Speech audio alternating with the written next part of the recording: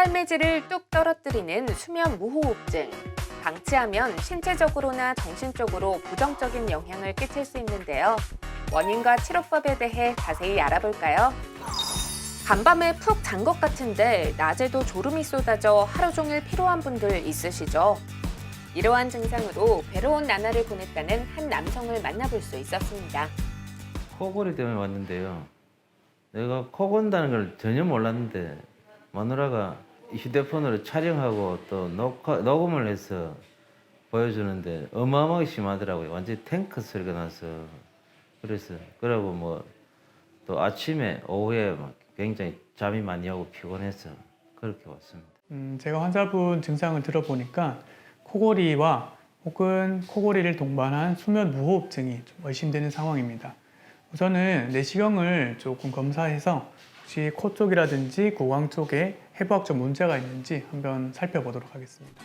수면 무호흡증이 의심되는 상황. 내시경을 통해 수면 무호흡증을 유발하는 구조적 문제는 없는지 살펴봤는데요. 환자분 보시면요, 혀를 쭉 이렇게 내밀었을 때 뒤쪽에 목젖이 거의 보이지 않는 것을 관찰될 수가 있습니다. 환자분 같이 이제 클래스 3거나 클래스 4인 경우에는 우리 주위에 있는 인후두 주변에 있는 공간이 이렇게 좁아짐으로써 우리가 비강으로 숨이 들어올 때도 그리고 구강으로 숨이 들어올 때도 이 좁아진 부위에 의해서 수면 무호흡증이 생기실 수가 있습니다. 환자분께서는 이제 수면 다하는 검사라는 걸 통해서 수면 질이 얼마큼 나쁘신지 그리고 수면 무호흡증이 정말 있으신지 그리고 이것이 중추성 수면 무호흡증인지 폐쇄성 수면 무호흡증인지 진단할 수 있는 검사를 시행해 보실 수 있습니다. 수면 무호흡을 방치하게 되면은 특히나 심혈관계 그리고 뇌혈관계 질환의 합병증이 높아질 가능성이 높습니다. 특히 30, 40대에 가족력이 없는 젊은 남성일 경우 고혈압, 당뇨, 비만, 대사증후군 등 여러 가지 합병증이 증가할 가능성이 높다는 보고가 많습니다. 그렇기 때문에 수면 무호흡증을 조기 치료했을 때는 이러한 심혈관계, 뇌혈관계의 질환을 예방할 수 있습니다. 그렇기 때문에 적극적인 조기 치료가 필요합니다.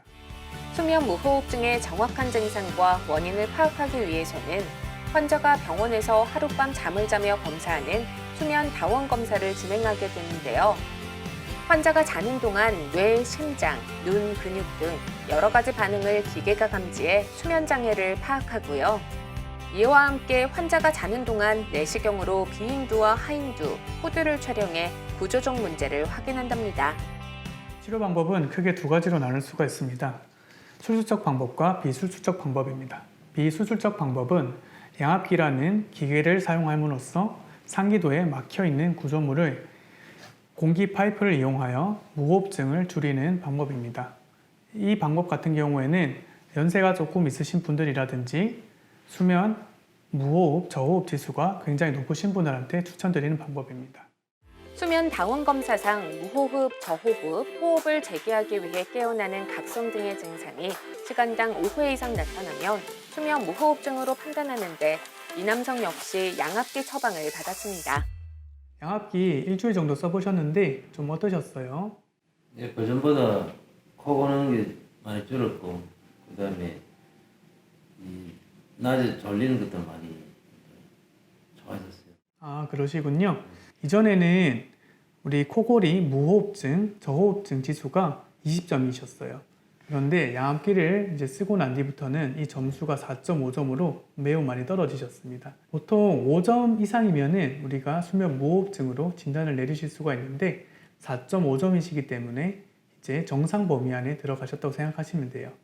그리고 산소 포화도가 75점 이하로까지 떨어지셨는데 검사 이후에는 양압기 착용 이후에는 이게 80 이상으로 유지되고 계시기 때문에 이제 주무실 때 충분한 산소를 받아들이면서 주무신다고 생각하시면 됩니다. 일상생활에서도 아마 집중력 향상, 주간졸음, 그리고 특히나 운전할 때 많이 졸리셨을 건데 이런 증상들도 많이 좋아지셨을 가능성이 높습니다. 전신 건강과 직결되는 수면 무호흡증. 제대로 된 치료를 받기 위해서는 수면 다원 검사, 내시경 등으로 증상을 정확히 판단할 수 있는 의료 시스템이 필수적이라 볼 수 있는데요. 수면 무호흡증의 원인을 정확히 파악하여 진단부터 치료까지 한 곳에서 한 번에 이루어질 수 있는 곳이어야 됩니다. 수면 다운 검사를 통해서 중추성, 폐쇄성 수면 무호흡증 두 개를 감별해야 되며, 만약에 폐쇄성 수면 무호흡증일 경우에는 어느 위치에 구조적 이상이 있는지 파악하여 수술적 치료를 우선해야 될지 아니면 양압기 치료를 우선해야 될지 평가가 이루어져야 됩니다. 그리고 수술적 치료가 우선시 될 시에는 임상적으로 경험이 많은 의사에게 수술을 받으셔야 됩니다. 양압기를 처방받아서 대여할 시에도 양압기를 직접 관리해주는 병원에서 대여를 받으셔야지만 환자들의 편의성 또한 높아질 것이며 수능도 또한 좋아져서 수면 무호흡증 치료에 훨씬 많은 도움을 받으실 수 있을 것입니다. 삶의 질을 좌우하는 수면 무호흡증. 정확히 원인을 파악하고 치료해 숙면할 수 있는 삶을 마주하셨으면 좋겠습니다.